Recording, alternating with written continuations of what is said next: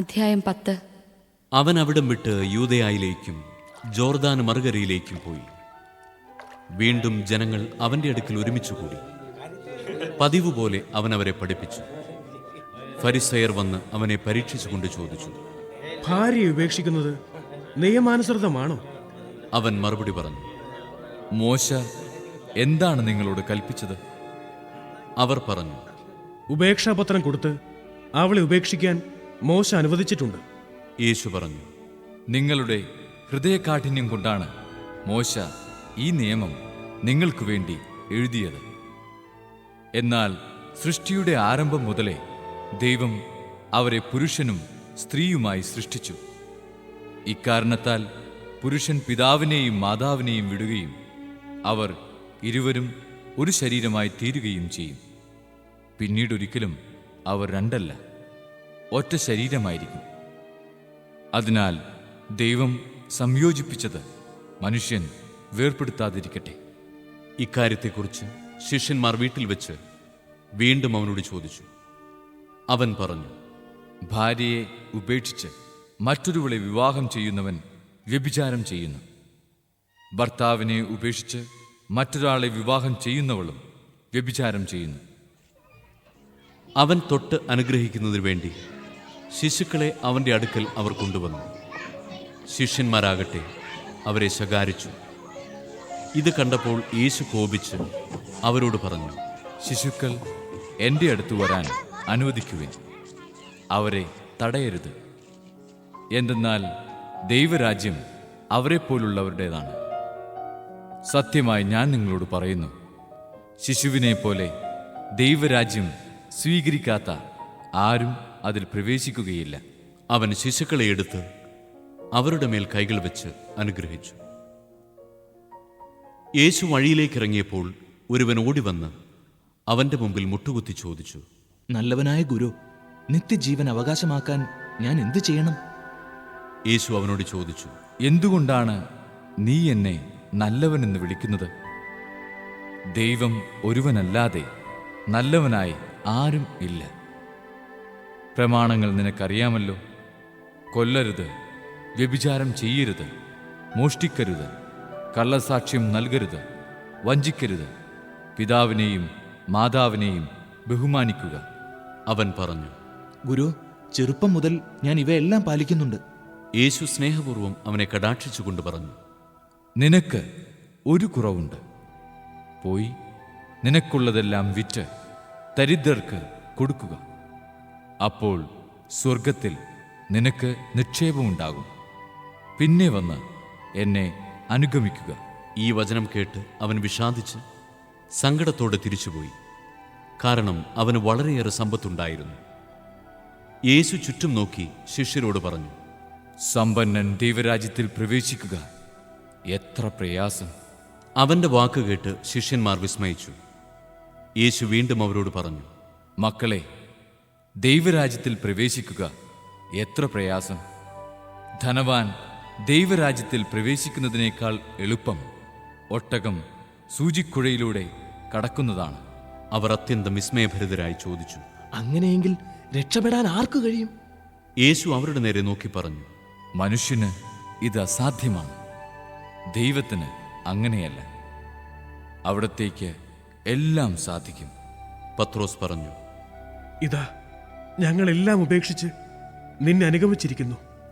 യേശു പ്രതിവചിച്ചു, സത്യമായി ഞാൻ നിങ്ങളോട് പറയുന്നു, എന്നെ പ്രതിയും സുവിശേഷത്തെ പ്രതിയും ഭവനത്തെയോ സഹോദരന്മാരെയോ സഹോദരിമാരെയോ മാതാവിനെയോ പിതാവിനെയോ മക്കളെയോ വയലുകളെയോ ത്യജിക്കുന്നവരിൽ ആർക്കും ഇവിടെ വെച്ച് തന്നെ 100 ഇരട്ടി ലഭിക്കാതിരിക്കയില്ല. ഭവനങ്ങളും സഹോദരന്മാരും സഹോദരിമാരും മാതാക്കളും മക്കളും വയലുകളും അവയോടൊപ്പം പീഡനങ്ങളും വരാനിരിക്കുന്ന കാലത്ത് നിത്യജീവനും. എന്നാൽ മുമ്പന്മാരിൽ പലരും പിമ്പന്മാരും പിമ്പന്മാരിൽ പലരും മുമ്പന്മാരുമാകും. അവർ ജെറുസലേമിലേക്കുള്ള വഴിയെ നടന്നു പോവുകയായിരുന്നു. യേശു അവരുടെ മുമ്പിൽ നടന്നിരുന്നു. അവർ വിസ്മയിച്ചു. അനുയാത്ര ചെയ്തിരുന്നവർ ഭയപ്പെടുകയും ചെയ്തു. അവൻ 12 പേരെയും അടുത്ത് വിളിച്ച് തനിക്ക് സംഭവിക്കുവാനിരിക്കുന്ന കാര്യങ്ങൾ പറയാൻ തുടങ്ങി. ഇതാ, നമ്മൾ ജെറൂസലേമിലേക്ക് പോകുന്നു. മനുഷ്യപുത്രൻ പ്രധാന പുരോഹിതന്മാർക്കും നിയമജ്ഞന്മാർക്കും ഏൽപ്പിക്കപ്പെടും. അവർ അവനെ മരണത്തിന് വിധിക്കുകയും വിജാതീയർക്ക് ഏൽപ്പിച്ചു കൊടുക്കുകയും ചെയ്യും. അവർ അവനെ പരിഹസിക്കുകയും അവൻ്റെ മേൽ തുപ്പുകയും അവനെ പ്രഹരിക്കുകയും വധിക്കുകയും ചെയ്യും. 3 ദിവസത്തിനു ശേഷം അവൻ ഉയിർത്തെഴുന്നേൽക്കും. സെബദിപുത്രന്മാരായ യാക്കോബും യോഹന്നാനും അവനെ സമീപിച്ച് അപേക്ഷിച്ചു. ഗുരു, ഞങ്ങൾ അങ്ങയോട് അപേക്ഷിക്കുന്നത് എന്തും ഞങ്ങൾക്ക് ചെയ്തു തരണമെന്ന് ഞങ്ങൾ ആഗ്രഹിക്കുന്നു. അവൻ ചോദിച്ചു, നിങ്ങൾക്കു വേണ്ടി ഞാൻ എന്തു ചെയ്യണമെന്നാണ് നിങ്ങൾ ആഗ്രഹിക്കുന്നത്? അവർ പറഞ്ഞു, അങ്ങയുടെ മഹത്വത്തിൽ ഞങ്ങളിൽ ഒരാൾ അങ്ങയുടെ വലത്തുവശത്തും മറ്റേയാൾ ഇടതുവശത്തും ഉപവിഷ്ടരാകാൻ അനുവദിക്കണമേ. യേശു പ്രതിവചിച്ചു, നിങ്ങൾ ആവശ്യപ്പെടുന്നത് എന്താണെന്ന് നിങ്ങൾ അറിയുന്നില്ല.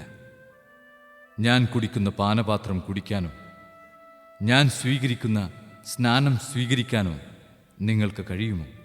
ഞങ്ങൾക്ക് കഴിയും എന്നവർ മറുപടി പറഞ്ഞു. യേശു അവരോട് പറഞ്ഞു, ഞാൻ കുടിക്കുന്ന പാനപാത്രം നിങ്ങൾ കുടിക്കും, ഞാൻ സ്വീകരിക്കുന്ന സ്നാനം നിങ്ങൾ സ്വീകരിക്കും.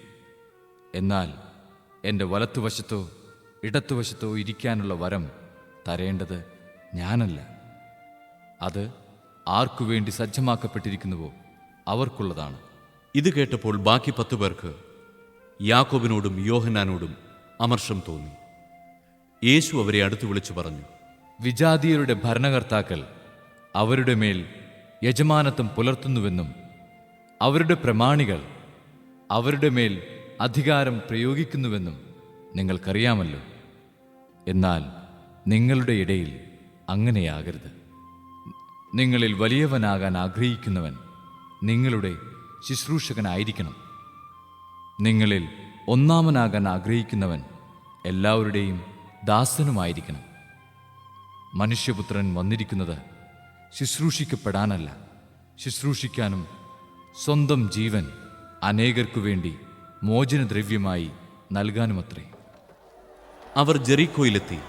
അവൻ ശിഷ്യരോടും വലിയൊരു ജനാവലിയോടും കൂടി ജെറീക്കോ വിട്ടുപോകുമ്പോൾ തിമേയൂസിന്റെ പുത്രനായ ബർത്തിമേയൂസ് എന്ന അന്ധയാചകൻ വഴിയരികിലിരിപ്പുണ്ടായിരുന്നു.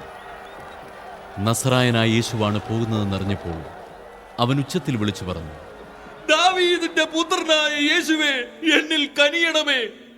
നിശബ്ദനായിരിക്കുവാൻ പറഞ്ഞുകൊണ്ട് പലരും അവനെ ശകാരിച്ചു.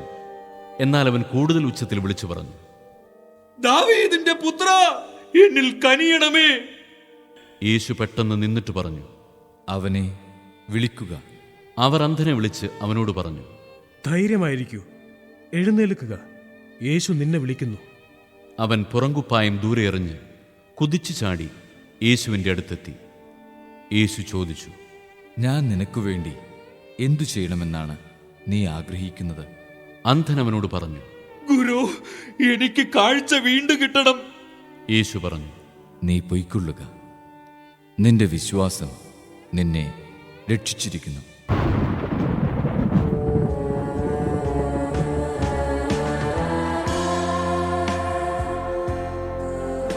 തൽക്ഷണം അവന് കാഴ്ച ലഭിച്ചു. അവൻ യേശുവിനെ അനുഗമിച്ചു.